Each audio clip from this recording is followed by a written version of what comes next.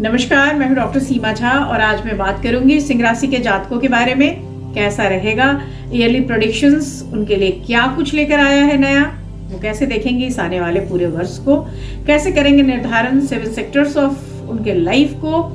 मैं बताऊंगी क्रमशः कि कैसा रहेगा आपका जीवन, आप कैसे देखेंगे 7 सेक्टर्स ऑफ लाइफ। लाइक आप कैसे बात करेंगे अपने करियर की, आप क्या समझते हैं अपने हेल्थ और वेल्थ के क्वेश्चंस के बारे में, and how you are going to decide कि आपका जॉब प्रॉस्पेरिटी या फैमिली प्रॉस्पेक्ट क्या रहेगा इन दिनों।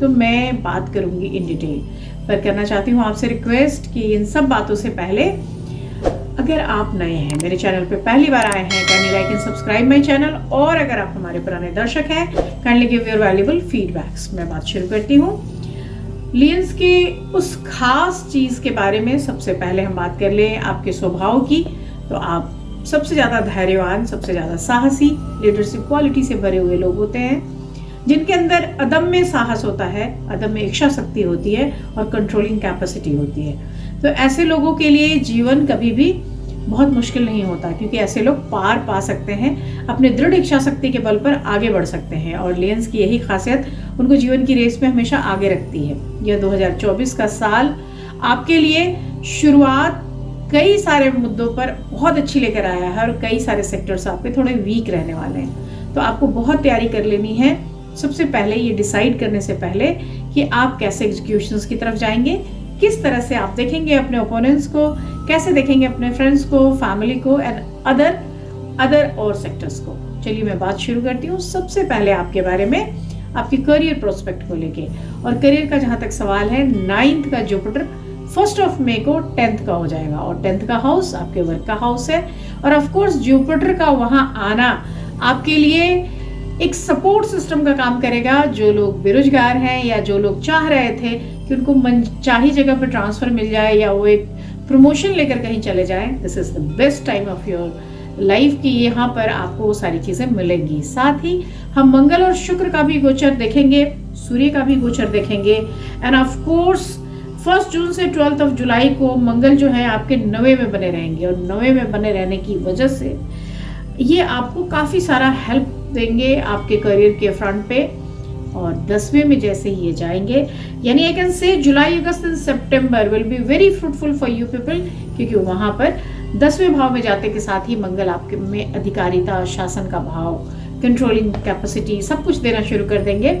और निश्चित रूप से आप जिस पोस्ट पर हैं, जिस जगह पे हैं, उस पर आपकी होल्ड बननी शुरू हो जाएगी। मैं अगर बात करूं आपके वेल्थ की, फाइनेंसेस की, कि कैसा रहेगा, तो try to hold your expenses this year, क्योंकि यह जो पूरा साल है, ऑफ कोर्स कई एक स्थितियां आपकी बहुत सारे इनकम को दिखा रही हैं, this is very good for you people. क्योंकि अप्रैल टू अगस्त अगर मैं बात करती हूँ तो मनी फ्लो बहुत अच्छा है, और ये अच्छा मनी फ्लो आपको अंदर से तो खुश करेगा ही, साथ ही आपकी प्रॉस्पेरिटी में भी इजाफा करेगा। लेकिन आपको बहुत सावधान रहने की जरूरत भी होगी, क्योंकि पैसे जिस स्पीड से आ रहे हैं, अगर आपने ध्यान नहीं दिया तो उसी स्पीड से खर्च भी होंगे। साल की बाकी स्थितियां बहुत फेवरेबल नहीं है, तो बिल्कुल मैं आपको सलाह दूंगी कि आप प्लान आउट करें चीजों के लिए, एक फ्लो चार्ट बनाएं कि भाई मेरे पैसे की खर्च बाकी वर्ष भर के जोड़ तोड़ का हम क्या करेंगे, कैसे रखेंगे हिसाब।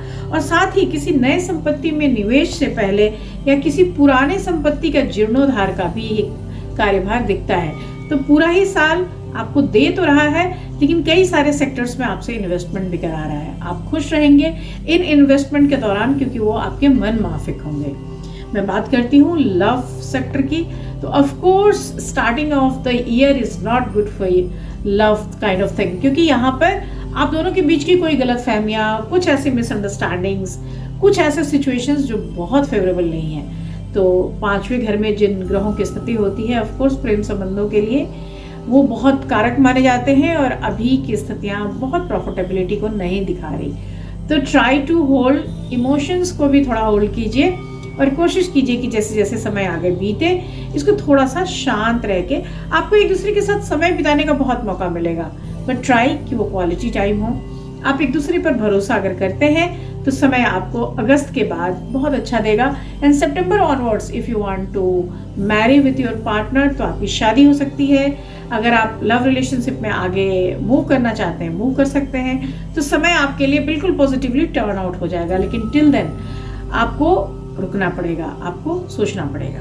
मैं अगर बात करती हूँ आपकी फैमिली लाइफ को, तो ऑफ कोर्स ये जो पूरा ही ईयर है, इसमें क्या है कि केतु की जो स्थितियां हैं वो सेकंड हाउस में है, और उसके प्रेजेंस की वजह से छोटे छोटे विवाद, छोटे छोटे तनाव, तो पारिवारिक शांति के भंग होने के लिए ये सब काफी है। लेकिन जैसे ही फर्स्ट में ऑनवर्ड्स जुपिटर मूव करेगा, तो आपके लिए वो जो स्थितियां हैं वो भी फ्रूटफुल हो जाएंगी, क्योंकि 10th में जाता हुआ जुपिटर नजर डालेगा 2nd पे और 4th पे। तो इस तरह से वो आपके लिए बहुत सारा cool factors, I can say, कि आपके जीवन के बहुत सारे ऐसे कठिन पलों को वो सॉल्व आउट कर देगा, चीज़ों को ठीक कर देगा। और घर में जो चीज़ें हो रही हैं, जो तनाव की स्थितियां बन रही है, उससे आप बच जाएंगे। जहाँ तक मैं देख रही हूँ आपके किड्स की बात, फैमिली के बाद हम देखें कि किड्स का क्या रहेगा, तो किड्स के मामले में चीज़ें काफ़ी अच्छा है। आप बहुत फॉर्चुनेट रहेंगे, क्योंकि आपके बच्चे आपका कहना सुनेंगे, उनके लिए खुशियों का ये समय होगा। लेकिन थोड़ा सा मैं आपको कहूँगी कि सन और मार्स के 5th में उपस्थिति से हम कह सकते हैं कि एक थोड़ी सी स्टबर्ननेस उनके अंदर आपको महसूस होगी। और कई एक बार अगर आप ढंग से उनको एजुकेट नहीं करते हैं या केयर नहीं करते हैं, तो यही स्टबर्ननेस बाद के दिनों में इतना टफ बन जाता है कि पेरेंटिंग के लिए ये बड़े चैलेंजेस लेकर आ जाता है।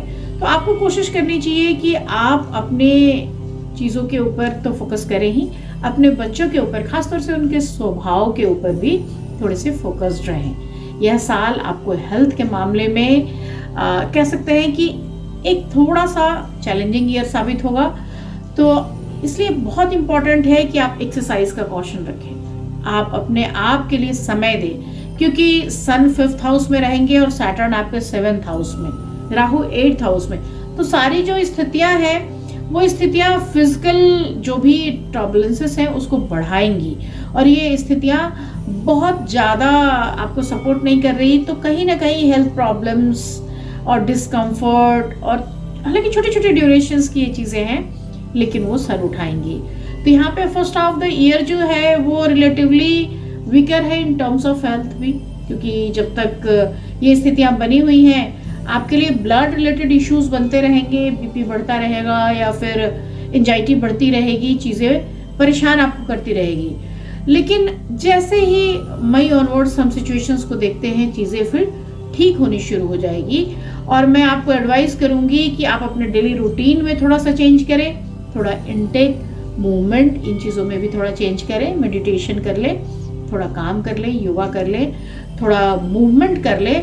तो इसके लिए स्पेशल अटेंशन आपके डाइट और न्यूट्रिशन के फैक्टर पे है, जिससे आप बहुत सारी प्रॉब्लम से बच भी सकते हैं। इसके साथ ही मैं बात करूंगी आपके गैदरिंग्स, आपके सराउंडिंग्स, आपके फ्रेंड्स और बाकी सारी आउटर चीज़ों के लिए।